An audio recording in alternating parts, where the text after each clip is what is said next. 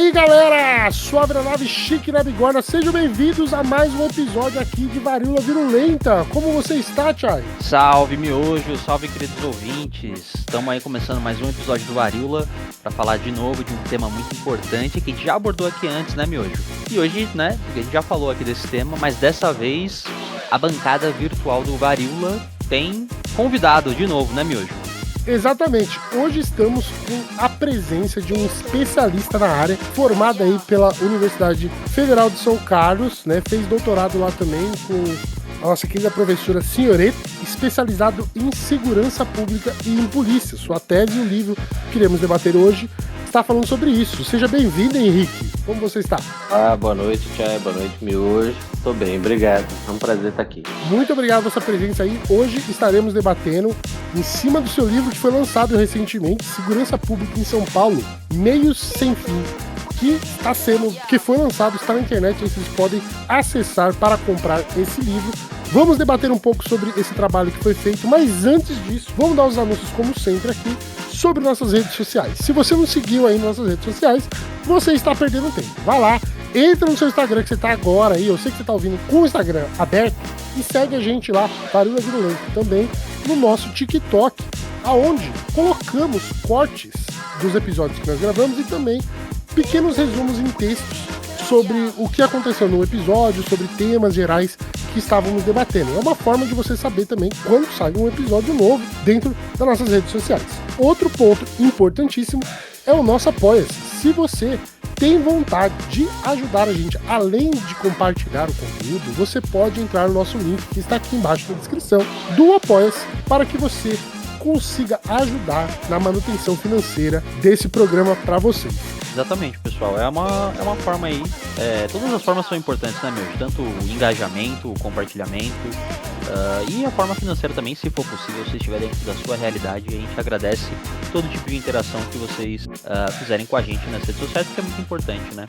E se você observar lá, no nosso Apoia-se você vai ter tiers de... Você pode colaborar, começando com singelos R$5. Nem na época da faculdade a gente consegue comprar um pão de queijo e um café com R$5. Imagine hoje, né? Mas pra gente, R$5 faz toda a diferença. Então, tem as tiers lá que você pode ver. Dentre elas vão ter tiers que você vai estar recebendo aí adesivos, cartazes, livros. Então dá uma olhada lá, vê o que cabe no seu bolso, o que você pode fazer, se você quiser, e estaremos muito felizes com tudo isso, beleza? Mas, neste momento, iremos iniciar o nosso episódio para falar um pouco sobre esse tema tão polêmico que é a PM.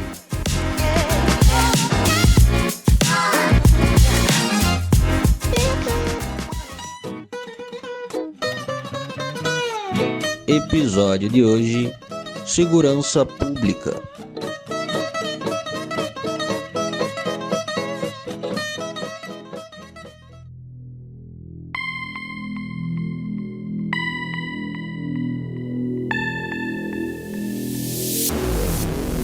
Estamos aqui novamente com a presença do Henrique Macedo. Henrique, novamente queremos estender as nossas boas-vindas para você aqui no Varíola Virulenta, que é um espaço que estamos tentando criar para não só falar de assuntos que são relevantes e importantes na atualidade, mas também trazer pontos de vista científicos, né, sobre a sociedade, sobre política, sobre o mundo e as mudanças que acontecem. Mas não tem nada tão presente em nossas vidas como a polícia, né, que está perto da gente a todo momento, com a sua função técnica de preservação do patrimônio, muito mais do que a preservação das vidas, pelo menos do meu ponto de vista. Mas eu queria que você falasse um pouco de você, Henrique. Fala um pouco aí sobre a sua formação para o nosso público poder conhecer um pouco mais sobre o seu trabalho e entender um pouco da sua história.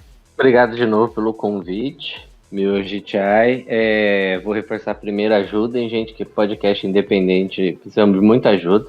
Realmente é um trabalho gigantesco que vocês nem estão vendo. Tem toda a edição, é um dispêndio, tem a gravação, então dá essa força aí. Eu sou formado pela UFSCar, como o Miojo falou, também como ele, aí em Ciências Sociais, inclusive bons idos, né, Miojo, da década de 10, né, É na verdade. UFSCar já faz tempo pra caramba. Fez o quê? Agora fez 10 anos, né, que o pessoal da minha turma se formou, né? Exatamente. Não, e eu nem falo porque é mais velho. Não, mas ó, pra quem não sabe, tá? Acho que a maior parte da galera não sabe, o Henrique era meu veterano na faculdade, né? Ele entrou um ano antes que eu. Do detalhe, que é que você é 010, não é? Eu sou 09. Eu sou 010, você é 09, é. Né, tá, um ano é nada, né? É outro mundo. Depois que a gente começa a reprovar nas matérias, a gente acaba caindo nas mesmas salas. Exatamente. Ou a gente boicota os professores e acaba também na mesma sala.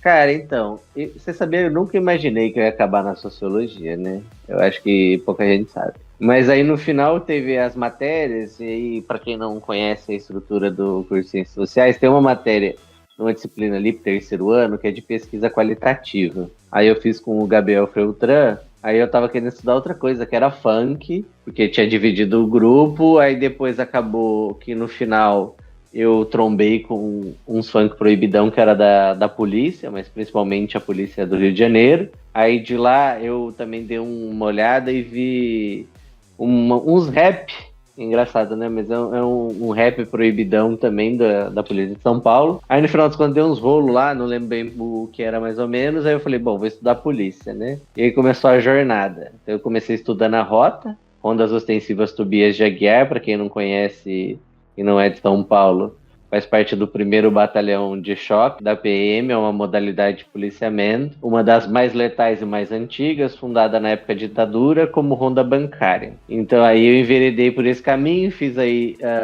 a minha iniciação científica, depois a monografia, aí eu já enveredei e fui para o mestrado, onde estudei letalidade policial mais hard, dividindo com a Giane Silvestre também uma parte do campo que era o conflito entre Rota e PCC, mas no meu caso muito mais focado nas ações violentas da Rota, que terminava com milhares de mortes e depois desdobrou em todo 2012, que para quem não é de São Paulo também é complicado imaginar, mas já deve ter visto que começou a morrer PM, aí começou a morrer muito mais gente de outro lado, que a gente não sabe muito bem, mas era criminalizado como sendo faccionado, né? E aí eu vou pro doutorado. Aí no doutorado eu falei, bom, letalidade é um tema leve, né? Mas o caso é que também letalidade é um tema muito polêmico pra PM, né? E você sabe como a PM ela é muito aberta, a democracia, ao debate. É claro, todos os arquivos são abertos na PM. Eles são conhecidos por isso, né? Transparência, é a polícia mais transparente do mundo. Eles são tão transparentes que eles até bebem e dirigem serviço. É isso aí. Então, nesse sentido, aí eu falei, bom, vou para uma coisa menos polêmica, quero estudar, dar um passo atrás, né? Que é antes disso tudo entender o que se tornou a Polícia Militar do Estado de São Paulo, porque afinal de contas a gente está falando de a única corporação que em tese hoje tem previsão para 93 mil cargos, atualmente deve ter uns 80 mil pessoas, entre homens e mulheres, né? E outros tipos de gênero também, mas obviamente vou separar aí porque é o que a PM faz. Ele não contra os queer. E uma estrutura que pega o estado todo, que afinal de contas são 44 milhões de pessoas, né? Então virou um monstro. E aí, o mais interessante é que, no final das contas, interessante para quem estuda, mas entendendo também a gravidade disso, não quer dizer bom, que é o quanto os atores políticos da vida civil e aí se misturaram com o militar, e aí os próprios militares vão virando político, e vai virando uma bola de neve.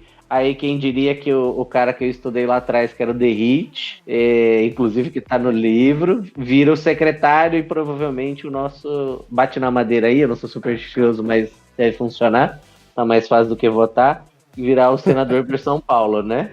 Mano, a chance de o Derrite ser senador nas próximas eleições é muito alta, mas não é pouco alta. Não é todas. Ela é muito alta. São 2 vagas, né? Ele já tá eleito, na real, sabe? É uma relação de votação só. Eu falo direto aqui nesse podcast, eu tenho uns amigos que às vezes me criticam por isso, e eu sempre mando eles tomar no cu, é que eu falo que São Paulo é uma fábrica de fascistas. E o pessoal não entende muito isso, ou critica, fala assim, mas eu sou de São Paulo, eu não sou fascista. Eu falo assim, mano, mas você, tipo, para pra pensar assim um pouco do seu pensamento, né, nas suas atitudes, o que você acha das coisas, e aí você vai chegar lá, né? E para São Paulo eleger o The Hit, eu não acho que é algo absurdo. É muito plausível, na real, né? Porque eles estão com um projeto, né? Eu já mencionei aqui no podcast também uma reportagem do Intercept falando qual que são os objetivos dele para próximas eleições. E a mira deles é total o Senado. E o Senado é justamente por causa dessas figuras, né? Sim, e porque eles também atacam o STF, né? Para fazer o impeachment de ministro é só lá, Ministro. Exatamente, é só no Senado. Esteve também um papo essa semana aí com o Flávio Bolsonaro, né? Falando que se o Bolsonaro não participar das eleições de 2026, ele vai ter que apoiar um outro candidato, que talvez esse candidato tenha que ter uma postura mais radical e combativa contra o próprio STF, né? E aí ele até sugeriu ali na entrevista, assim, não, até poderia ter até o uso da força, né? Coisa que ninguém quer, não sei o quê. Mas a gente já vê que isso já tá no pensamento do bolsonarista, né? No bolsonarismo eles já estudam esta possibilidade para 26, né? E, obviamente, tendo o apoio do Senado, só facilita o plano deles, né? Eu acho que eu já quero engaixar esses comentários do Chai com uma pergunta direcionada a isso, que é justamente sobre isso, né? Você pode explicar um pouco pra gente, de acordo com a sua pesquisa, com a vivência que você teve, sobre essas influências políticas, né? O quanto a política do civil, né, ela tá tendo puxada, revertida, encorajada dentro da corporação? Várias partes dessa pergunta aí. Não, são várias partes, porque aí eu vou tentar ser muito resumido pra gente não virar não ser um episódio onde que a galera vai colocar pra dormir, apesar de que também super recomendo. Hoje, que a gente tem um monitoramento, e aí, por mais que eu fiz bem breve na tese, e que desdobrou no livro, né, o Meio Sem Fim, você tem um relatório, que é um acompanhamento, basicamente, do Fórum Brasileiro de Segurança Pública. E aí tem duas pesquisas muito interessantes que eles fizeram. Uma foi do pensamento autoritário, e aí indo lá para Adorno mesmo, naquela pesquisa clássica que foi feita nos Estados Unidos e dentro da polícia e tal. Então tem bastante, né? Então tem bastante pensando que assim, é um volume muito grande. Qualquer percentual que dê, 30% hoje de bolsonarista é muita coisa dentro de uma corporação de 80 e poucos mil. Né? Isso de um lado. De outro, se você parar para pensar que essas outras pesquisas sobre os pensamentos do que eles acham de alguns pontos muito chave da nossa realidade, principalmente aquilo que a gente chama de progressismo, né? Que é muito bizarro a gente chamar direitos humanos e básico de progressista, né? Tipo, lésbica e gay quer viver, o que você acha disso? Errado? Tipo, cara, tá errado na pergunta. Isso é o básico do básico, não tem, mas é isso que chega no final e aí o povo fala, não, é errado, não tem que existir. Aí, isso primeiro de um lado eu acho que é muito encorajado, muito porque, e é o que eu falo um pouco ali, mas tem outras 1000 pesquisas que corroboram em outros estados, é que a PM e as polícias, no modo geral, elas são muito fechadas. E elas são fechadas, mas ao mesmo tempo elas acabam virando mais uma caixa de ressonância, né? Viram quase um estúdio. Porque no final das contas, eles são atravessados por muitos discursos sociais daquela coisa mais conservadora. Só que eles pegam para si essa parte conservadora e constroem um espírito e um ethos, né? Do que é ser esse policial e como o policial tem que defender esses valores. Então, para eles é a mesma coisa. Inclusive, quando eu faço ali no começo, e só por isso que eu coloquei ali, que não tinha, para criticar Bolsonaro. É isso aí eu faço de graça, não precisava nem escrever, né? Inclusive deu trabalho escrever. Mas não era essa a questão. O Bolsonaro em 2018, naquele slide, que aquilo não é um plano de governo, né? É um slide, ele vai misturando muitas camadas de pensamento e de ideologia, em que paulatinamente você vai vendo que crime e o progressismo vão se unindo, ao ponto das pessoas acharem que direitos humanos em presídio é coisa de vagabundo, liberdade feminista, coisa de vagabundo, que isso vai invertendo o valor social e aí você cria uma insegurança e um pânico moral baseado no avanço social para que outros grupos tenham seus direitos assegurados, que devia ser o básico, mas aí eles viram refratário. Então, no final das contas, eles também, a gente já tinha mapeado muito antes, inclusive as pesquisas do GEVAC, da Jaqueline Cioreto, né, e tantos outros, que era o que eles chamavam de inversão de valores. Então tem muito essa coisa de, é uma inversão de valores hoje na sociedade, a polícia não é valorizada, enquanto vagabundo maconheiro é valorizado. Hoje é mulher com mulher, homem com homem, a nossa masculinidade não é valorizada, o nosso jeito de agir. Isso vai sendo incentivado de uma maneira direta e indireta. A direta vai também quando mistura com religião, vai obrigando a juntar com a universal. E é por isso que eu falei das outras camadas, porque isso a gente pode colocar num raso. Mas aí você tem um projeto de extrema-direita mundial, que hoje eles são internacionais, né? E estão muito vinculados nesses grupos. Mas aí você também pode transportar na história, que afinal de contas o Brasil já veio num processo de fascistização há muito tempo, que é consolidado inclusive no golpe de 64, mas ele é anterior, né? Inclusive na era Vargas, que, enfim...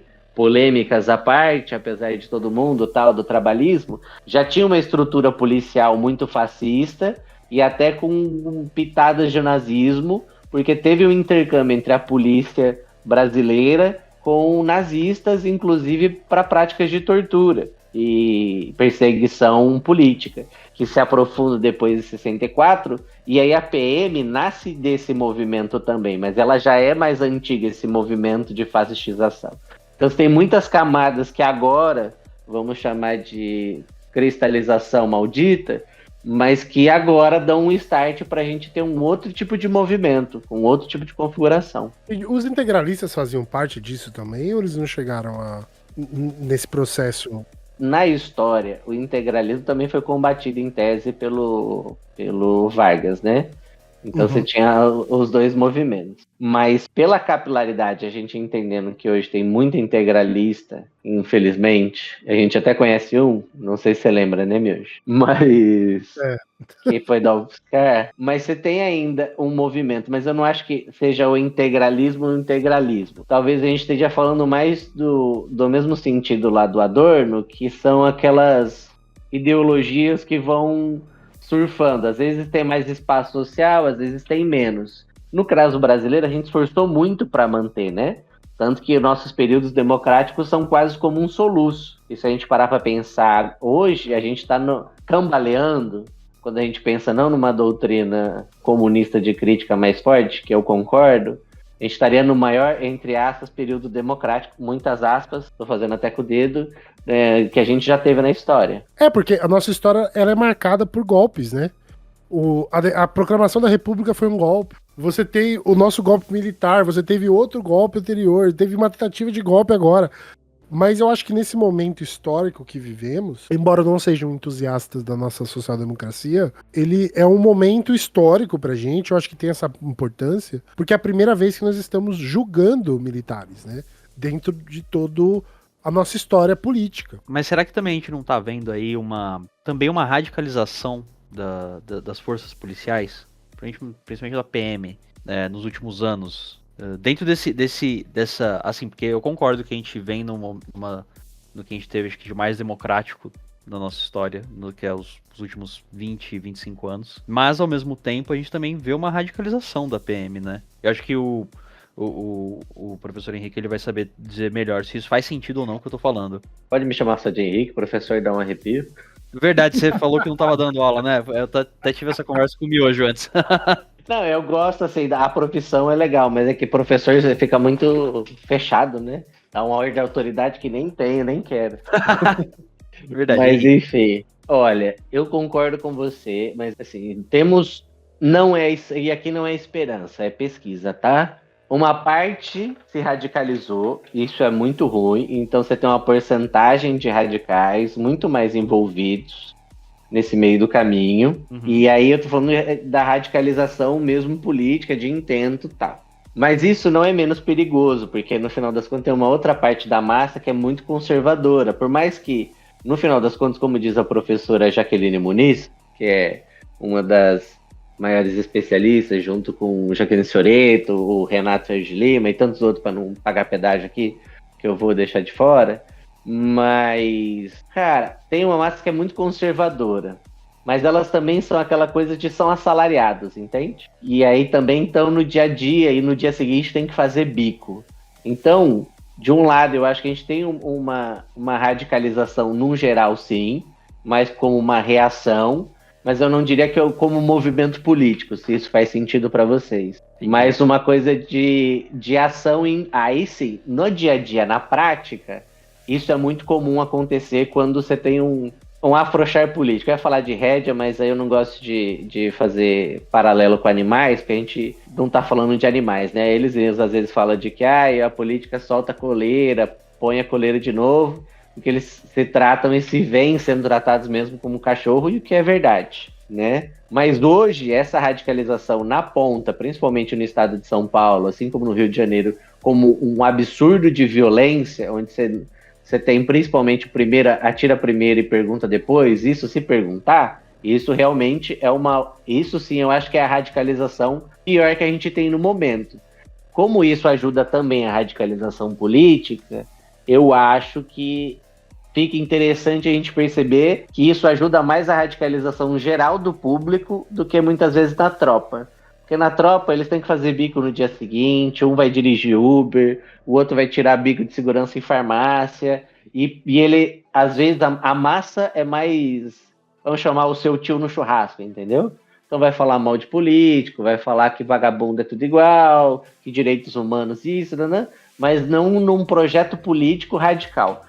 Né, mais uma posição meio conservadora, senso comum, que se arrasta há muito tempo. E que aí você pode colocar o tiozinho da padaria, o taxista, mas aí não seria um movimento geral. O que não significa que a gente não corra o risco. Porque, óbvio, a condição está dada, e aí realmente, se tivesse talvez uma condição melhor social, a maioria podia se voltar e aderir à agenda radical de uma maneira muito mais efetiva, que é sempre o risco, né? Porque não é isso. Vai ter agora agora socialmente temos uma temperatura contextual à esquerda. Eu acho que eles não adeririam. Mas a extrema-direita, com certeza. Então tem sempre esse volante e é bom a gente ficar esperto. Porque a mudança, né, eu não acho que eles tenham uma mudança de norte, né? Eles teriam mais essa afinidade a uma extrema-direita, né? Pra agir novamente. Porque a que ponto, a que level, né? A gente consegue ver essa polícia ainda naqueles resquícios da ditadura, né? Porque a ditadura militar, basicamente, ela consolida essa polícia, né? Que era basicamente o braço armado do DOPS, se eu não estiver enganado. Se eu estiver, fala assim, cala a boca, miojo. O estado de São Paulo usa a polícia militar, ela instrumentaliza, né, a polícia militar para essa função de perseguição especializada política, acima de tudo, né? A gente pode entrar no mérito aqui de falar, por exemplo, do que a polícia estava fazendo na favela, porque é aquilo, né? A polícia nunca parou de fazer o que fazia na favela desde a época da ditadura militar. Sim. Ela se pacifica em grandes centros, nas áreas centrais, né? Ela se pacifica nas áreas nobres de São Paulo, mas para a periferia, eu tenho essa percepção que a polícia ainda faz parte dessa mesma brutalidade militar da época da ditadura. Ou estou enganado? Não está enganado, mas aí eu acho que no caso da polícia militar, para ser bem sincero, aí vem a parte chocante, meu. Porque por mais que, sim, eles faziam operações, eles muitas vezes, que antes, para quem não conhece a história da polícia, que antes de 69, quando houve a unificação, você tinha mais forças policiais, como em muitos lugares do mundo. Porque basicamente o que se tem de prerrogativa é que hoje a gente tem uma polícia muito forte, comparada a outros lugares, porque ela tem um mandato de ação que é muito amplo e do estado todo. Nós temos uma polícia muito singular, pensando em outras experiências, né? Porque ela não é municipalizada, ela é estadual, enfim, mas aí vocês vão entender o plot twist. Mas mesmo na época antes de 69, a força pública, que foi a maior parte das polícias no país, ela vivia aquartelada. E você tinha uma outra que era uma guarda civil que fazia realmente mais o patrulhamento em grandes cidades e era considerado quase como um modelo inglês. Isso não significa que é menos violento ou melhor, é só diferente. Você pode explicar o que seria esse modelo inglês? É aquela coisa de, por mais que tá armado, mas tá andando ali, e nem tinha tanta arma, aí tinha mais um contato com o público. Essa polícia, por exemplo, tinha um corpo de policiais femininas, e aí toda aquela crítica, mas enfim, na época era para atendimento em estações, fazia quase alguns papéis de serviço social, que era acolher essas demandas, ver quais eram alguns problemas. Você tinha uma proximidade maior com o público, e inclusive havia uma diferença muito grande no perfil de entrada. Então, por exemplo, você tinha que ter uma formação de estudo para entrar na Guarda Civil seria o equivalente ao ensino médio. Enquanto na Força Pública, acredito que agora de cabeça que era a 4ª série ou 2ª série. Você precisava ter um mínimo, sabe? Você não precisava ter muito estudo.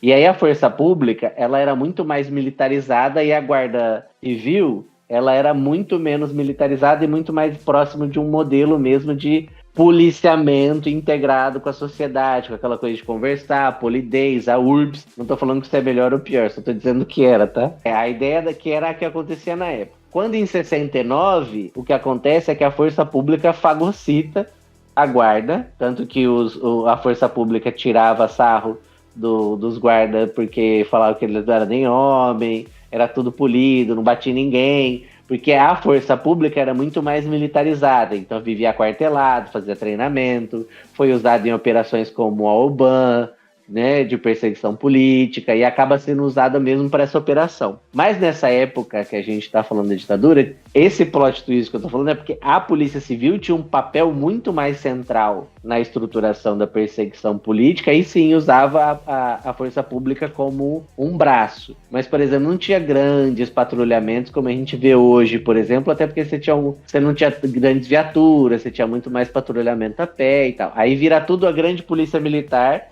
em 1970, quando unifica. Só que aí é óbvio que a Força Pública ganha muito mais força nesse meio do caminho. Só que, aí que tá a virada, que por mais que, e aí o que é mais difícil de entender, que é como essa perseguição política, ela se espraia e muda de nome para combate ao crime.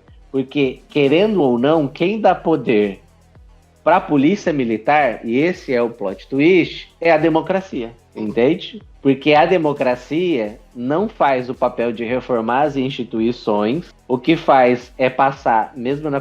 Tem um grande debate ali na Constituinte, que era sobre mudança. Você tem até, acho que era a Comissão Afonso Arinos, se eu lembrando de cabeça, que tentou mudar e falar, não, a polícia tem que mudar, tem que ser de outro jeito, mudar a base e tal. E não era uma grande mudança, mas era uma mudança muito melhor do que aconteceu de fato na Constituinte, que foi passar o modelo que já era da ditadura.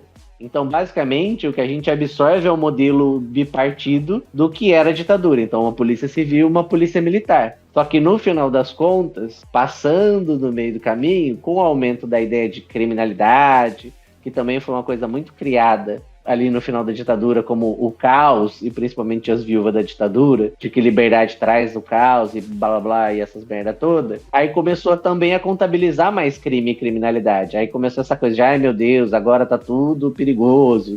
E a gente foi crescendo numa bola de neve, né, sem pensar no real, no que é o mercado criminal, do que cresce ou não cresce, porque tráfico já tinha. Porque o tráfico começou e foi induzido pela própria ditadura militar com militares e policiais civis. Vídeo o delegado Fleury, poderia ter sido o nosso Pablo Escobar, antes de ter sido assassinado, que ficou poderoso. Então você tem uma nuance muito grande, mas a polícia militar, hoje, que faz esse combate, que é patrimonialista, que vai para a periferia, esculacha, e faz um controle político de ordenamento de cidade, é um produto de uma não reforma, né, da estrutura como um todo durante a democracia. E depois, com os governantes já civis, usando a polícia nessa estrutura de vai e vem de estatística, né, que como plataforma, e mais polícia na rua, mais carro, mais tiro, mais bomba, mais prisão, para construir a sua trajetória. Então, querendo ou não, a democracia criou esse modelo também, usando a polícia militar, e a polícia militar usando eles também, com muito lobby, tá? Muito lobby mesmo, tanto para manter o modelo, quanto depois para continuar como a gente está hoje. Eu tava pensando aqui em todo esse prospecto, o quanto a polícia ela é usada, igual você fez uma citação, né, de tipo, mano, não gosto de usar essas coisas de cabresto e tal, pra alimentar essa ideia de que eles são animais, porque eles são tratados como animais pelo Estado, né, nem pela população, tipo, que tem essa versão de poder falar assim, baixa a polícia militar, tinha que mudar a forma que funciona, mas olhando dentro da estrutura política, porque hoje eu não consigo olhar pra polícia, né, da onde eu tô saindo daqui. Eu não consigo olhar pra polícia hoje em dia e não ver que a polícia, ela é uma ferramenta política. Não de segurança pública. Eu acho que ela é muito mais uma ferramenta política do que de segurança pública. E O meu questionamento, ele vem em cima do o quanto o policial militar, o cara que tá na rua, né, que ele tá colocando a vida em risco, ele tá ali sendo pago migalhas pra segurança pública de São Paulo, ele tem noção de que essa função dele é uma ferramenta política. Mas é que assim, muitos deles também se veem como cachorros, no final das contas, de estão sendo usados, não sendo valorizados, porque é isso, né? Querendo ou não, mesmo que a gente pense que eles têm uma bela carreira, entre aspas, mas a gente tá pensando que ainda... Primeiro é isso, a gente tem uma estrutura aristocrática dentro da própria PM, então a gente precisa olhar a polícia, e também a polícia civil, que também é aristocrática, mas por outro viés, que a gente tem duas classes. Tem uma classe muito poderosa na polícia militar, que são os oficiais, e na Polícia Civil, que são os delegados. A gente está falando de forças que vêm da época do Império já. Então você tem uma estrutura já que são entradas diferentes, e o salário é gritantemente diferente. Mas diferente quanto? Ó, a gente tá falando de um segundo tenente que deve ganhar uns 9, 10 mil por um soldado que entra ganhando 4, entendeu? E aí um coronel pode chegar a ganhar 20 e poucos mil, enquanto um praça no final de carreira vai ganhar uns 7. É, a diferença é gritante. Muito. E é muito grande, porque também os delegados a mesma coisa. Quando mais, porque aí você tem classe, né, na Polícia Civil. E aí você só corre dentro dessas classes. Aí ele pode chegar também a ter uma puta de uma carreira e ganhar 20 e poucos e não precisa nem trabalhar e fazer bico para se manter. Então, uma grande massa hoje, que é da Polícia Militar, inclusive tá no livro que eu usou, que na verdade não usou, porque, nossa, não pareceu nada professoral, né? Mas enfim, a minha análise, que é a do rodo.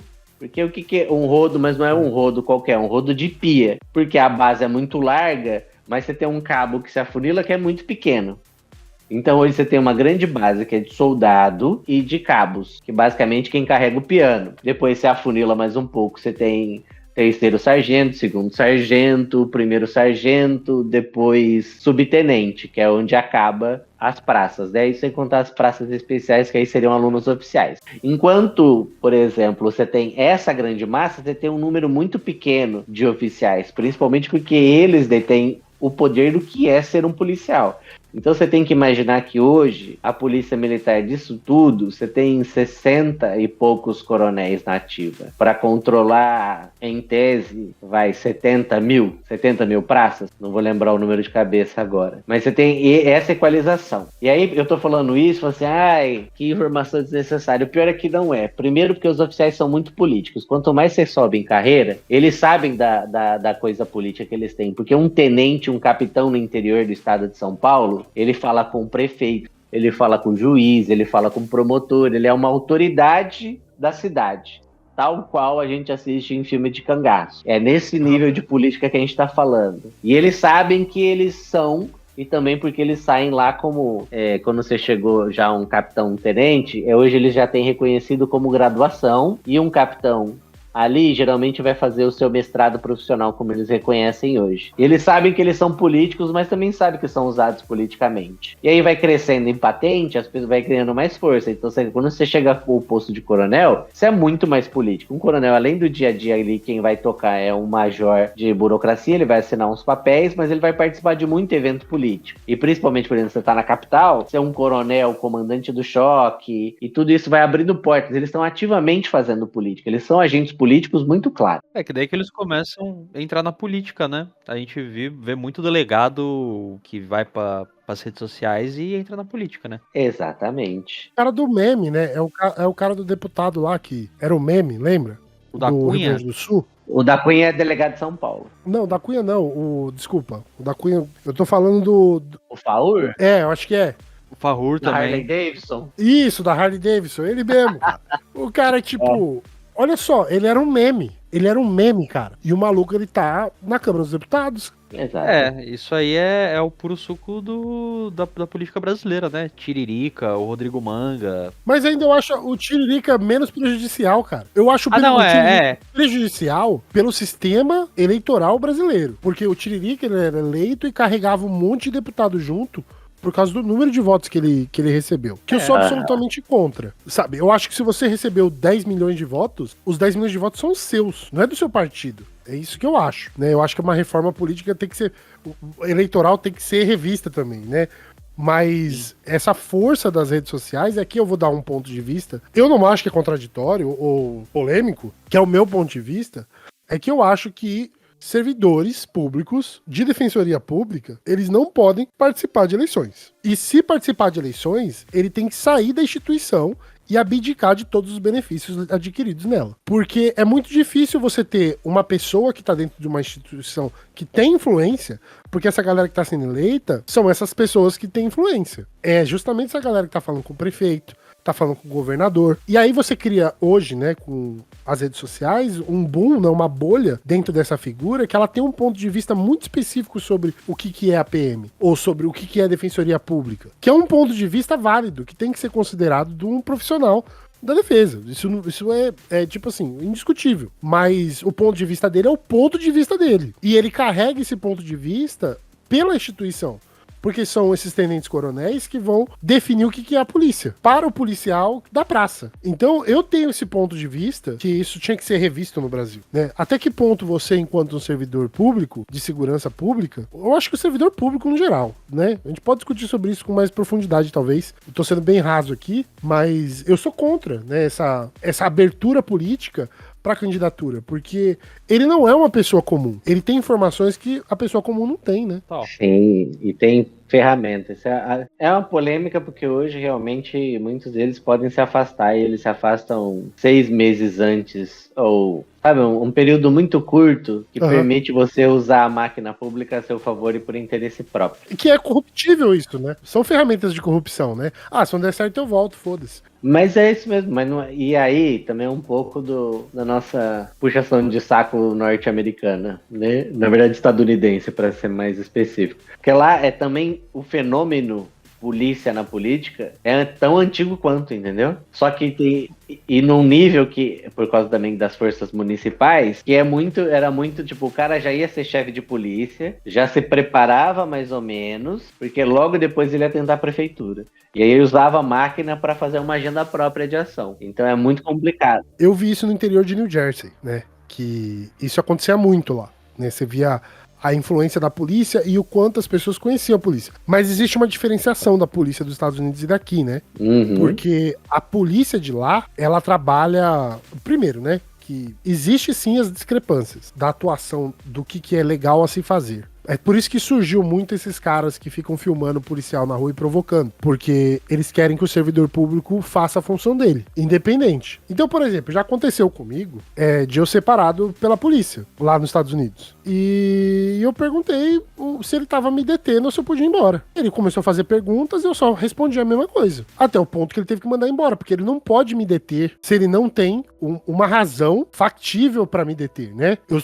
Eu sou suspeito de um crime, eu tô sendo investigado, você tem um mandado de prisão. Se você não tiver nenhuma dessas coisas, você não precisa responder. Pra você ter uma ideia, se você estiver no carro comigo e eu sou o motorista e a polícia pedir seus documentos, você não precisa dar. Então, existe, tipo, essa diferenciação de como a polícia age tecnicamente, colocando aspas aqui também, viu? Meu dedo tá até doendo de tantas aspas que eu tô colocando, de como a polícia age. Mas aí eu dou a experiência que eu tive de morar na pior cidade de New Jersey. Claro que eu fui morar na cidade mais violenta de New Jersey, que é Newark. Newark era tão corrupto, a polícia lá, que a polícia estadual tomou conta da polícia. Porque lá existe essa diferença da polícia estadual e da polícia municipal, vamos dizer assim, né? A polícia municipal, ela é nesse aspecto aí que você falou, do exemplo que você deu do britânico. Ela é uma polícia que vai, tipo... vai trocar uma ideia com você, ela não vai ser tão bruta. Já a polícia estadual, ela é uma polícia militarizada. Ela já tem um perfil de militar. Ela não vai tratar você assim... a pessoa não vai conversar com você como conversaria um policial municipal, entendeu? Então, as formas de tratamentos lá, elas são diferentes comparado com a polícia daqui. Mas é muito diferente mesmo, assim. Claro que essa diferença, ela muda se você for preto na sociedade. Aí, foda-se. A polícia vai bater em você mesmo. Porque é a realidade. Tipo, lá nos Estados Unidos, aqui em qualquer lugar do mundo. Isso é uma realidade triste, mas é o que é. Mas a PM, ela não é igual a polícia de lá, né? Porque exatamente ela é militarizada, né? A lógica dela de atuação não é essa atuação que seria de uma guarda civil, né? De prestar um atendimento, de fazer o trabalho de segurança pública, talvez. Mas hoje nem a Guarda Civil, né? Do meu ponto de vista, elas estão sendo militarizados também, a Guarda Civil. Mas a PM, ela já é isso, né? Ela já é militarizada na raiz dela, na fundação dela, né? Tanto que a PM, ela é considerada um braço auxiliar do exército, né? Se eu não me engano. Até hoje é. Ela ainda é, né? Mas aí eu posso complexificar um pouquinho? É para isso que Pode. você... É por isso que você veio. Exato. Porque é aí que tá. Que aí choca a gente, que a gente tá... E aí, acreditem ou não, ser militarizado não é o grande problema. E aí tem né? Que é isso, a gente acostuma muito a criticar, mas realmente, se você olhar, por exemplo, você tem a gendarme francesa, que é muito militarizada, você tem outras que são militarizadas, mas não produzem tanta violência e tanta morte quanto aqui. Você tem, no caso brasileiro, uma militarização que, por mais seja efetiva e estrutura, e a gente às vezes pode cair numa pegadinha, por exemplo, de unificação e colocar em caráter civil, mas a gente tem outros pontos que é o mesmo problema que eu tinha falado do protagonismo da Polícia Civil na ditadura com a perseguição. Ela era muito violenta, ela que fazia a tortura, ela que fazia e acontecia. Tanto que um dos nossos torturadores famosos é o delegado Fleury, né? Você tem generais, você tem realmente as torturas que eram feitas aí pelas Forças Armadas, né? Geralmente nos negócios, no quartel.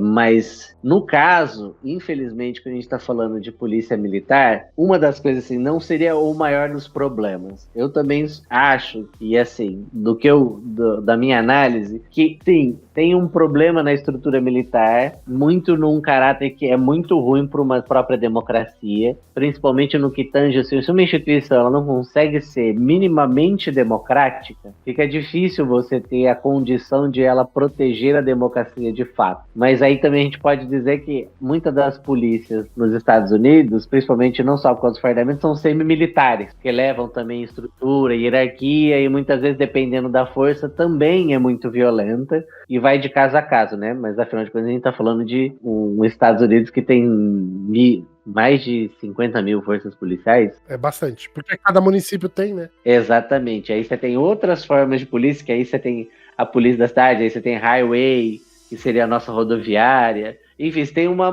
miríade de coisas. E aí fica complexo quando a gente vê que talvez o grande problema seja a forma de pensar, como a gente estrutura e principalmente a falta de controle efetivo, tanto cidadão e a possibilidade de fazê-lo, isso é claro, porque não é porque falta de interesse. Hoje a gente tem uma falta de interesse bruta, mas no geral, mas alguns coletivos gostariam de fazer e exercer esse controle, que é a mesma coisa do sistema penitenciário. Você tem previsão de controle externo pela sociedade, mas eles não vão para frente, eles são esvaziados politicamente. De outro lado, você tinha a competência, por exemplo, do Ministério Público, que na Constituição foi colocado lá, controle externo das PMs, mas que não faz. E aí, ao contrário de alguns lugares no mundo, a promotoria tem uma visão também militarizada, principalmente na ideia de combate ao inimigo. Eu acho que talvez esse seja o mais importante, pensando no geral, porque até a rodoviária federal, que não é militar, se comportou muito militarizado nesse sentido, que é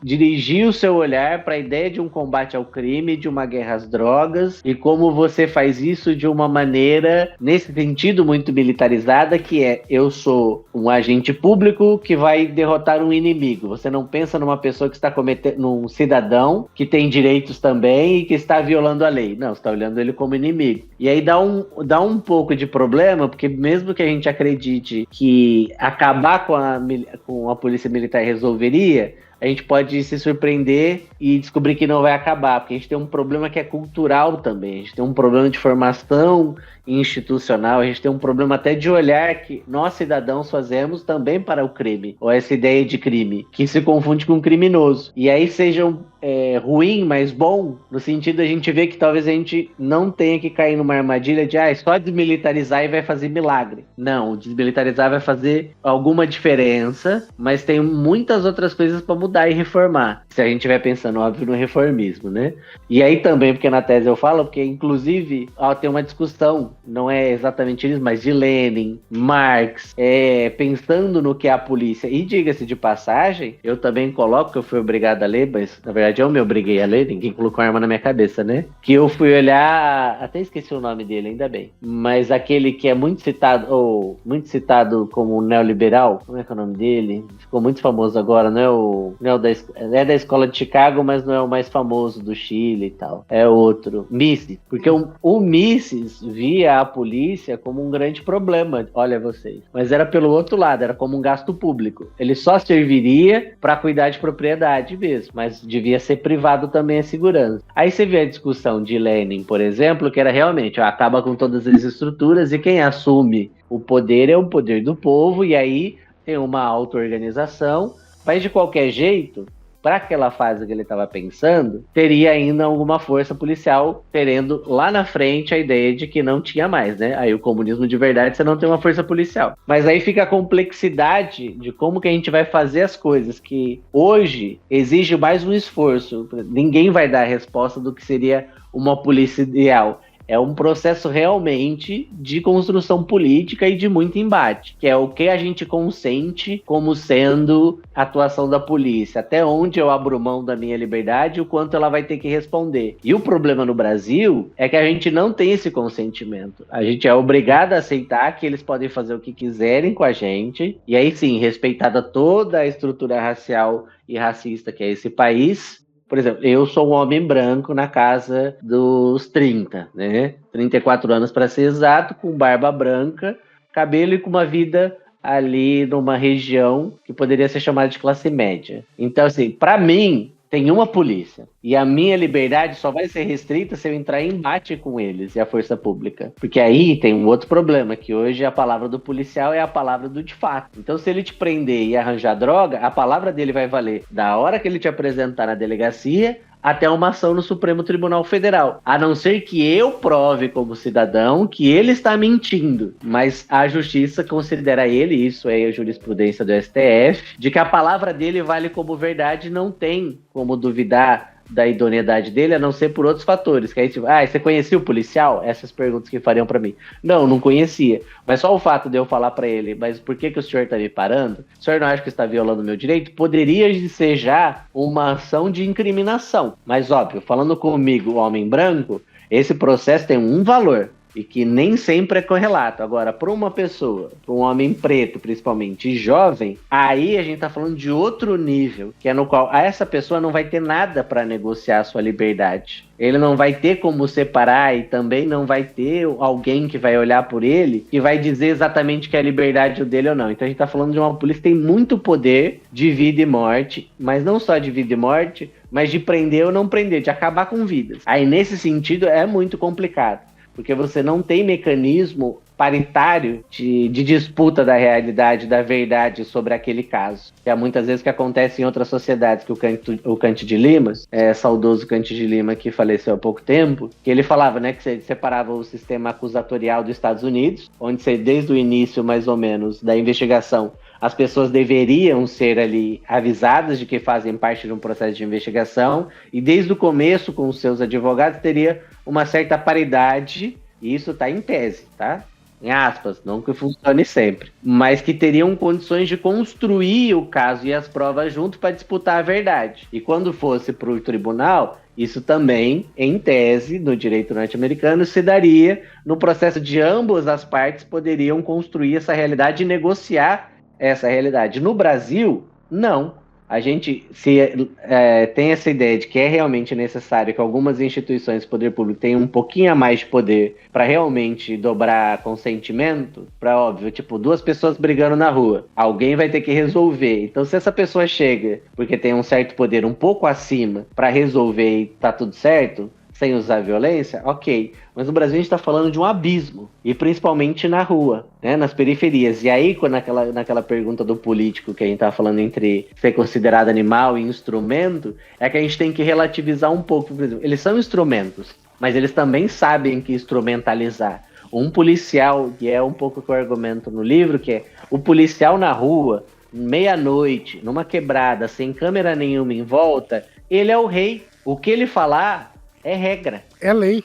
E o que ele fala é verdade, né? E aí o que vai disputar? Aí vai ser a lei e a regra, por exemplo, de uma determinada facção ou determinado outro tipo de ação. Mas se for pro cidadão, a facção também não vai se meter, não no começo, pode ser que depois vire o bairro, parará, mas não necessariamente. Mas a gente tá falando de um grande poder e que ele sabe instrumentaliza. Afinal de contas, nesses bairros mais periféricos, a gente tem que lembrar que é um outro tipo de política. E nesses casos, quem são os donos dos bicos nessas quebradas? Policiais, muitas vezes, são soldados, soldado, sargento, cabo, e que aí tem uma inversão do comando, porque, por exemplo, o soldado é o dono do bico de uma padaria. É ele que contrata o sargento, é ele que contrata o tenente que quer fazer um dinheirinho a mais. E ele sabe fazer isso também. E aí é o risco dessa coisa toda, que a gente tá falando de uma polícia que ganhou muito poder. E nesses espaços onde a palavra dele vale muito mais que a nossa, e aí eu falo a nossa mesmo num geral, é o que é a grande merda, porque a gente não... Se você olhar, a gente tá refém, no final das contas. E não é só deles, tá? E eu tô falando bem da polícia, mas a gente pode falar de promotor, a gente pode falar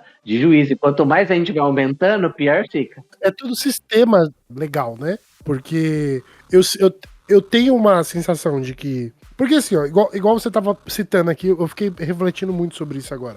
Porque a palavra do policial é lei, né? Ela é verdade. E você tem que exaurir todos os recursos que você tiver pra provar o contrário. Uhum. Que a problemática, ela parte daí, né? Então, olha só, aí você tem essa problemática de que a palavra dele é a verdade, e aí você tem, junto a isso, anexado a isso, um outro problema que a gente não tá nem discutindo aqui, que é o problema penal e a justiça, né? Pra chegar nesses indivíduos que estão presos. Porque um dos maiores problemas do Brasil é o fato das pessoas não julgadas. Também. Que se passam anos. Aí você destrói a vida de alguém porque passou 3 anos preso e foi considerado inocente porque era mentira. Uhum. Mas ele ficou 3 anos preso e foda-se. Ou não era nem pra estar encarcerado, mesmo legalmente, sim. Mesmo que fosse verdade, fosse um furto de bicicleta. Vai, o cara pegou uma bicicleta, nem era pra estar na cadeia. E isso é complexo, porque você vai gerando um problema em cima do outro. E aí, o juiz sabe como funciona, ele conhece a polícia, ele conhece o tenente, ele conhece todo mundo, né? E aí a gente tem um grande esquema de controle público com muito poder, aonde o cidadão, na verdade, ele é o culpado sempre, independente do que você tá fazendo. Se a polícia não gostar da sua cara, foda-se, né? Você cometeu um crime. E se você não cometer um crime, foda-se também, porque ele vai embutir um crime naquela abordagem, né? Por isso que eu acho a importância das câmeras, né? Tem a história do processo de segurança, do próprio policial, na relação de debater fatos, mas principalmente para a segurança do cidadão. Até que ponto a violação dos direitos constitucionais dos indivíduos está acontecendo na rua? Então isso leva aos níveis de corrupção, né? Que é o cara que é o dono da boca, é o cara que vai fazer a milícia no bairro, que são esses problemas que vão aumentando. Mas, pensando um pouco de corrupção, me passou um caso na cabeça aqui, eu não lembro se o Chay lembra disso, mas ano passado teve até uma matéria da Folha de São Paulo, no começo do ano passado, falando sobre, não sei se você passou por esse assunto, que é sobre o José Afonso Adriano Filho, o tenente-coronel que tá preso, que ele denunciou os esquemas de corrupção e desvio de verba e repasse, pagamento de conta, e ele que rodou, né? E aí ele abriu o bico com todo mundo. Eu não sei se na sua pesquisa você passou por essas conversas sobre a corrupção interna dentro da polícia, né? Que acho que esse é o foco, né? E essas corrupções internas, elas acontecem. A gente sabe que acontece porque é Brasil, porra. A que nível isso ele passa pelos corredores da PM? Corrupção. Essa daí foi conhecida como a Lava Jato da PM, mas ao contrário da Lava Jato foi... Quando você não tem interesse, aí a gente sabe muito pouco, né? Entubaram nele e vai morrer só com ele meia dúzia. Tanto que é raro um tenente-coronel. Isso sim é raro. Um tenente-coronel tá preso, inclusive por corrupção. Mas provavelmente foi porque em vez de abraçar o BO e resolver correr junto com os outros, ele entregou. Então acho que tem isso, que o Código do Silêncio, ou como é conhecido, geralmente ele é conhecido mais pela máfia, né? Então todo mundo pensa, ninguém cagueta, ninguém faz. Mas voltando ali, é o mesmo grupo de elite, se a gente for pensar, que é o que a Polícia Militar fez direitinho nesses 20 anos, foi a PM, principalmente os seus oficiais, mas também as praças, eles ficaram muito próximos das outras instituições. E aí a gente tá falando de uma criação mesmo de uma grande família que vai criando ali seus apêndices, a sua solidariedade. Então a PM se juntou muito com o Ministério Público, se junta muito com o Judiciário, e aí eles vão dando o tom e uma narrativa muito grande. E por que isso tem a ver com corrupção? A mesma coisa que tem com a violência. Porque, querendo ou não, um homicídio, ou fazer a mão do outro, que basicamente é intrujar, ou fingir que ocorreu uma ocorrência, é uma corrupção, né? Isso não é debatido só no Brasil, não. Isso é debatido no mundo, inclusive com crítica de um inglês que também já morreu, o Robert Heiner, não vou lembrar agora o nome e a pronúncia, mas que ele já falava que era tal que os policiais chamavam de corrupção do bem. Isso não existe, é corrupção. Corrupção do bem. Ele chamava de corrupção do bem, que é baseada, se fosse pensar em Weber, seria uma ação voltada a valores, entendeu? Então, nesse sentido, assim, não é uma coisa que ele tá meio sujo, seria pensar nessa corrupção voltada para enriquecimento ilícito, mistura com o mercado ilegal. A gente tem essa mistura do mesmo jeito. Porque para intrujar uma droga em alguém, o policial precisou pegar essa droga de outra pessoa e guardar consigo sem apresentar legalmente para alguém, como apreensão. Então não tem o meio do caminho. Ele já cometeu o crime prior, né? Ele já cometeu o crime, o policial, né? Exatamente. Quando ele mente, por exemplo, que acontece muitas vezes, isso é uma corrupção, que é chegar para a vítima e falar assim, tá vendo aquele cara ali? Ó, a gente pegou ele dentro do seu carro, eu sei que você não tá reconhecendo, mas seu carro foi roubado. Se você puder, por favor, reconhece ele pro delegado, porque senão ele vai entrar numa receptação e não no 57. Faz esse favor pra nós aí, a gente tira mais esse vagabundo da rua, porque já é a 5ª vez que a gente pega ele e tal, aí roda a pessoa, independente se a vítima reconheceu ou não. Isso já é uma corrupção. E aí eu tô falando dela desde o começo, porque é conhecido como corrupção do bem. Isso já é um grande desvio ético, isso não deveria existir e existe no mundo inteiro. Mas o outro problema, e além também que são os homicídios, que é um pouco o que aconteceu com o escritório do crime lá no Rio de Janeiro, é que a gente normalizou a morte por policiais. E a letalidade virou esse grande motor de dinheiro e política.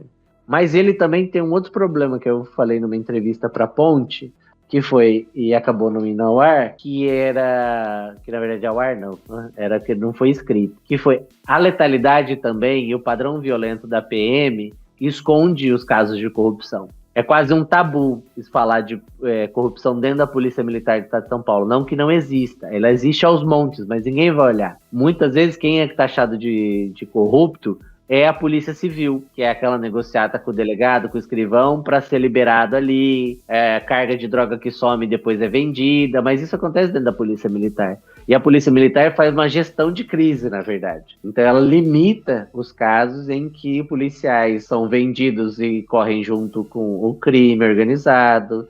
Falando em São Paulo, a gente está falando de PCC. Então a gente não tem dimensão do quanto, por exemplo, tem de oficiais ligados a grandes esquemas, quantos, por exemplo, estão infiltrados pelo crime. Eu não sei se vocês viram aquele PCC, o Poder Secreto, que é da Max, né? Que ele teve ajuda, e que também um dos personagens que aparece lá é um dos personagens agora da 2ª temporada do DNA do Crime, que é o Lobo, que hoje é um empresário. Mas para dizer o seguinte, tem várias modalidades. Esse ator, que eu não vou lembrar agora o nome, né, é um empresário, ele era de periferia, ele já era correria não era batizado, eu acho, mas ele fazia corrida ali no mercado ilegal. E aí os caras viram pra ele e falaram, você tem que entrar na polícia. Ele entra na polícia como um infiltrado, quase como o filme do Martin Scorsese mesmo. E aí ele vai fazendo o trabalho e continua nesses dois mundos. Aí tem esse tipo, você tem um outro tipo que são a galera que vende mesmo. Isso a gente pensando mais com o lado faccionado. Mas você tem o outro tipo de corrupção, que é essa além dos bicos. E não tô falando, e o bico e tal. Sim, é errado, porque o cara tá vendendo a mão de obra dele, muitas vezes, com uma pistola do Estado para um particular de comércio, para um pequeno burguês. Ele tá vendendo a força de obra, a mão de obra dele para isso, e mais, ele tá vendendo ser policial, né? Não é só a segurança pessoal que ele tá fazendo, ele tá vendendo a hipótese do cara prender a pessoa, usar a máquina pública para ir correr atrás com prioridade contra aquela pessoa, que em tese teria atentado contra o seu comércio, blá blá blá, né? E aí você tem outras que são mais complexas, que é essa que você tá falando desse tenente-coronel, que é usar a máquina pública naquela corrupção que a gente mais conhece, que é desvio de verba, superfaturamento, e isso acontece sim, só que a gente não vai atrás. Se a gente fizesse isso hoje, esse talvez seria o mecanismo mais rápido para a gente repensar as polícias no país. Hoje seria isso, porque se fosse atrás do quanto é de máquina pública, a gente está falando da segurança pública, que talvez seja a pasta que mais recebe dinheiro. Aí a questão é, para onde vai esse dinheiro? E nesse caso, mostrava, os caras faziam superfaturamento, fizeram um caixa 2, financiavam amante de vários oficiais, pegavam empréstimos, compravam carro de luxo, viviam uma vida política mais expressa. E o mais legal disso tudo, e eu falo legal como sociólogo, que é assim, ver alguma coisa legal na merda, mas é ver como eles são cruzados morais, que eles falam de corrupção da política, que político não presta, não sei o quê, mas eles fazem a mesma coisa e operam por dentro da mesma forma. Seja para depois construir um muro que eles acham mais legal, levantar uma viatura como todo mundo conheceu no Tropa de Elite, ou no caso, fazer as coisas por si mesmo, viver uma vida de interesse ou de posses que ele não teria acesso, né? Então um coronel tem uma casa de 1 milhão, um apartamento de 1 milhão, e outra casa de 1 milhão, já é fora do estilo de vida. Mas sim, isso existe, o problema é que é muito abafado, eles lidam para dentro. E quanto mais sobe, pior é para responsabilizar. Agora, se pensar em praça, por exemplo, de quanto já foi demitido por qualquer desvio, aí você pega de quilo. Mas no final, também vira a mesma coisa que acontece fora da PM, que a PM faz, que é usar de bode expiatório quem é mais pobre, a PM faz para dentro também. E aí depois fala, não, a gente não é culpa, a gente depura e corta na própria carne toda vez. Mas é isso, são as praças com pequenas corrupções e não nessa grande monte. Mas eu não toquei nisso no meu livro também, porque tem uma outra parte que é eu não quero ser morto, né? Então já fica direito de passagem. Exatamente. Saudável. Eu não posso falar nada se eu estiver morto, então a gente tem que dar uma negociada, né? Tem que ir devagar. A gente vê muito essa forma como o PM ele tá inserido na sociedade, né? Como a palavra dele é a verdade, né? Então é muito fácil ele ter crises de poder, né? De esses acessos de power trip. Mas também tem o outro lado dessa moeda, né? Que por mais que tenha essa cobrança para que o PM ele esteja agindo numa lógica de combate ao inimigo no seu cotidiano, isso também gera uma consequência psicológica para esse profissional de segurança pública, né? Que é difícil, né? Porque os caras é exigido que eles estejam sempre combatendo um inimigo e parece que não tem tanto apoio psicológico por trás, né? Então a gente tem como resultado PMs estressados e armados, andando pela cidade, tirando racha, batendo carro, caindo nesse power trip, né? De essa ânsia de poder. E como é que é essa relação do PM dentro da organização que porra, ele tem assistência, ele é ouvido. Tem também isso, né? Tem pesquisas que saem, que mostram o lado desses profissionais. Mas acho que também, a minha pergunta, acho que já veio meio que respondida no seu último comentário, né? Essas questões, elas são abafadas, né? Acho que tudo que seja contra a imagem da instituição, ela vai ser de alguma forma abafada. Eu tinha até um comentário para fazer, eu não sei se vocês já em algum momento viram em redes sociais, TikTok, aqueles vídeos de um coronel perguntando pros praças, assim, que estão em treinamento, quem que te deu essa pizza? Quem que te deu a Coca-Cola pro batalhão? Não sei o quê. E o soldado dá só a resposta absurda. Ele só nega. Ele fala assim, caiu do céu, a gente achou na rua. E eu fico pensando, qual que é o ensinamento prático que a gente tá vendo aqui? Porque tem um lado cômico, né, do praça dando essa resposta absurda, mas também, eu penso assim, tem um lado prático aqui, que é esse PM tá sendo ensinado a não responder uma pergunta. Por mais que a resposta seja óbvia. Eu viajo às vezes quando eu vejo esses vídeos, mas não sei, parece que a própria organização, ela tem esse mecanismo de defesa, né? Contra qualquer crítica que possa ser feita.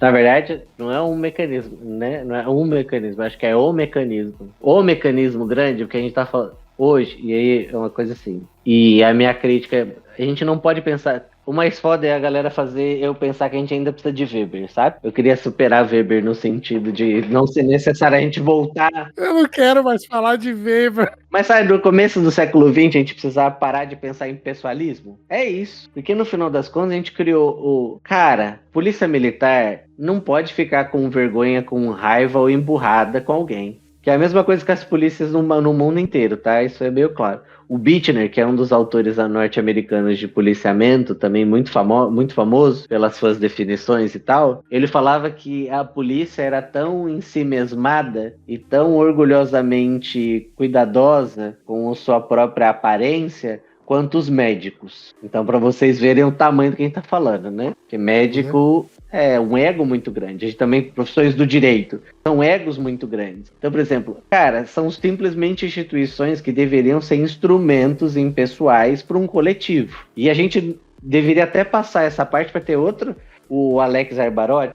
Uma vez ele disse que às vezes a gente ficava discutindo muito, a gente ficava na baixa política e a gente nunca avançava para alta política, que seria grandes definições. A gente fica perdendo tempo em meandro e coisiquinha, pegando caco, porque no final das contas as instituições vão levando a gente para isso. E sim, eles têm muita essa coisa de, não, a imagem da Polícia Militar do Estado de São Paulo, a Polícia Militar do Brasil. E aí a gente tem um problema de autoestima também nisso, nessa pessoalização. É como se as instituições precisassem de um divã para se entender e entender que a crítica não vai matar eles. Então a gente não está atirando neles. Não é a crítica que a gente faz que está matando eles.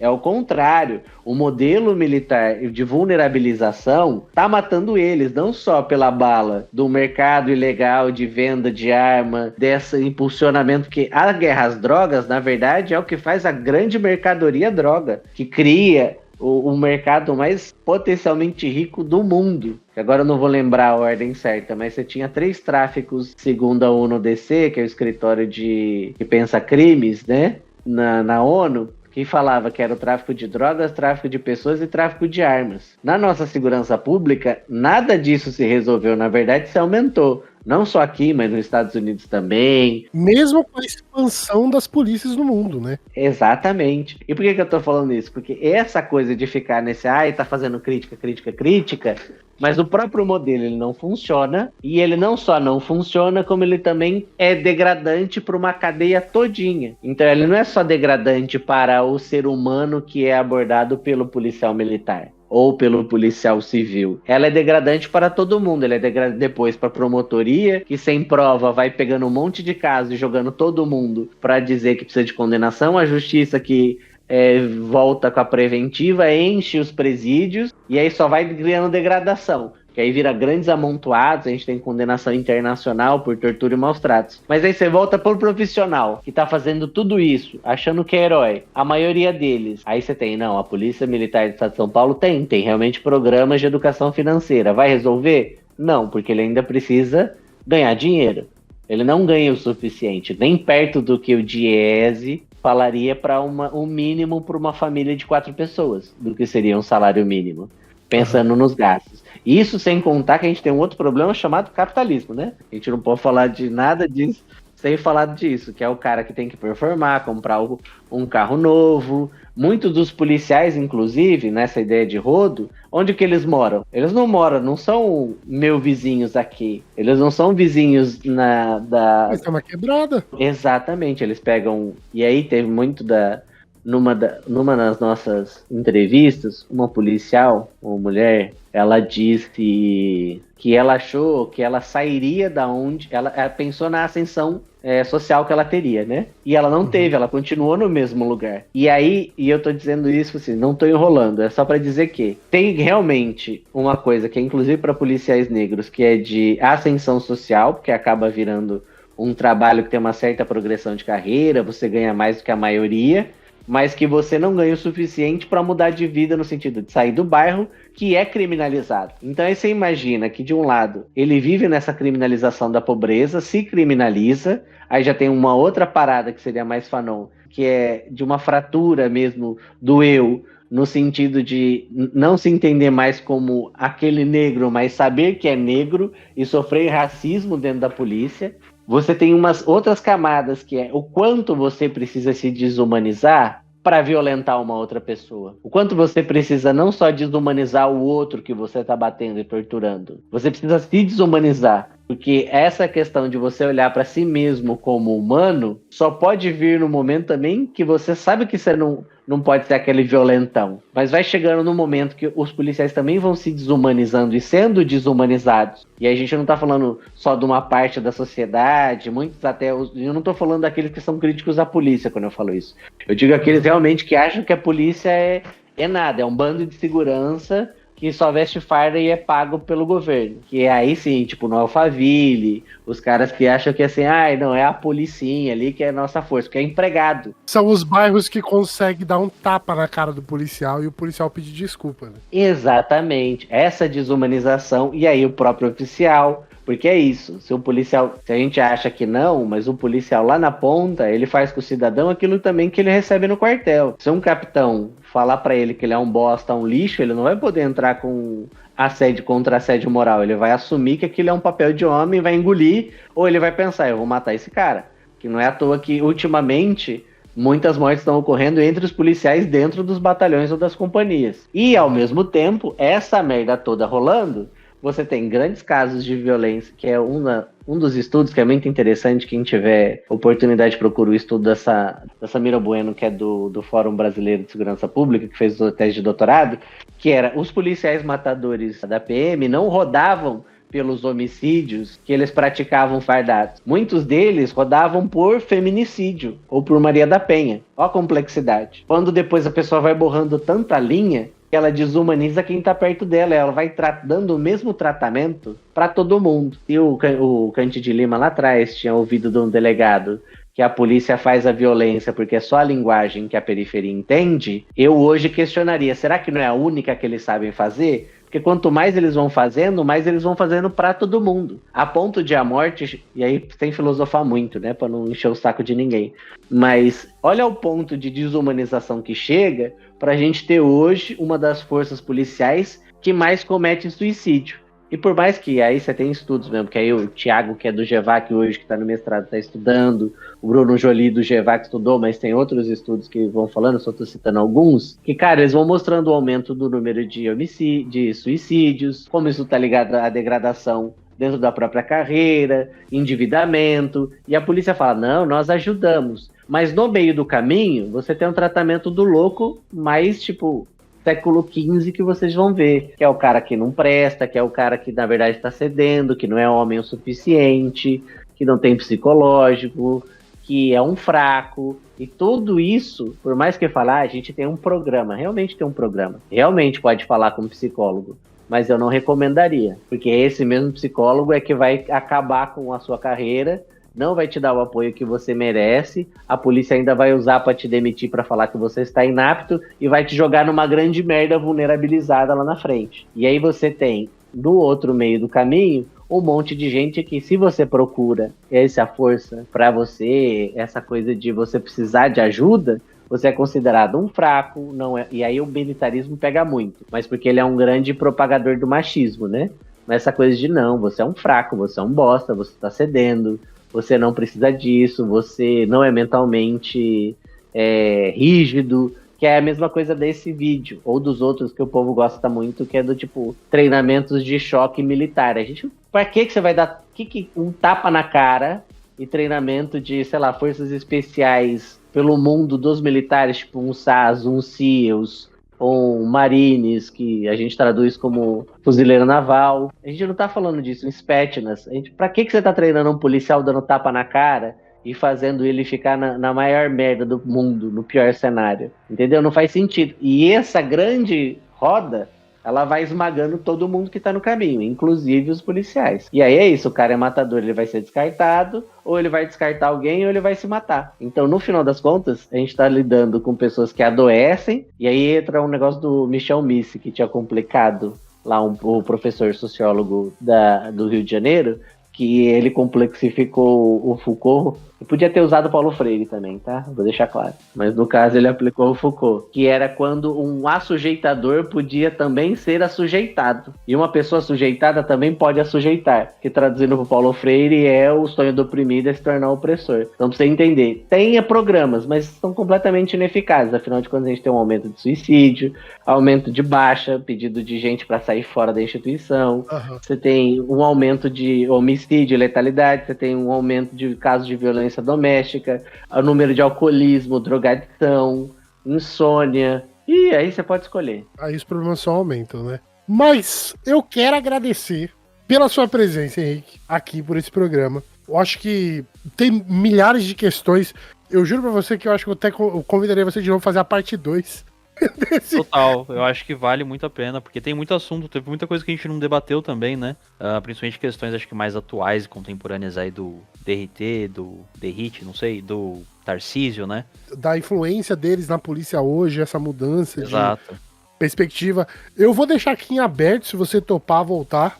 Nossa, esse assunto de segurança pública ele é complexo, ele não é um debate de achismos, né? Aqui a gente está falando da sua pesquisa, das pesquisas relacionadas à sua pesquisa, uma forma de fazer uma reflexão sobre isso, porque o interesse geral desse debate é a gente compreender a situação para a gente pensar numa solução, de uma forma coletiva, né? Então, eu acho que é super importante esse debate e a gente abrir também esse conhecimento para entender mais sobre a segurança pública de uma forma geral, mas aqui especificamente no estado de São Paulo, beleza? Muito obrigado, quero estender o nosso convite para você retornar, mas quero agradecer primariamente por você ter aceitado esse bate-papo com a gente, espero que você tenha gostado, a gente aprendeu bastante aqui, né? Gente, obrigado, eu espero mesmo que assim, é bom a gente, que seja verdade, se vocês tenham gostado, eu tô brincando, tá? Não se ofenda. Que é realmente. Não, foi muito bom sim, pô. Louco. Não, eu tô brincando, porque né, a gente às vezes fala só no brincadeira. Mas é porque é muito complexo mesmo. Obrigado, eu volto, se vocês quiserem também. Já falar pro quem tá ouvindo pode acordar. Brincadeira à parte, mas é muito complicado. A gente tem ainda muita coisa para debater. E um dos problemas da segurança pública é que a gente debate pouco ela, né? Então, valeu pela oportunidade. Valeu mesmo. Muito obrigado. E aqui vamos encerrando esse episódio com vocês novamente. Lembrando, se você está vivo, não está dormindo até agora, vai lá e segue a gente nas nossas redes sociais também. Nosso YouTube, gente. Nós temos os nossos episódios, eles são postados nos seus agregadores preferidos de podcast, mas também postamos todos os episódios no YouTube. Eu quero agradecer a galera do YouTube, porque a galera do YouTube lá tá dando um engajamento muito bom. Né, o pessoal tá comentando nos nossos posts do Varíola Virulento, isso é muito legal. O nosso YouTube também, não esqueçam de dar uma olhadinha no nosso Apoia-se, ver lá os tiers que a gente criou, as recompensas e tudo mais. E também agradeço a presença do Henrique aí no bate-papo que a gente teve hoje, foi muito, muito proveitoso, tem muita coisa ainda pra gente discutir e numa próxima a gente continua, né, Miojo? Exatamente. Então, eu vou me despedindo de vocês, um abraço, um cheiro, um beijo. E até o próximo episódio. Tchau, tchau. Até a próxima, meus amigos. Um beijo no coração. Falou!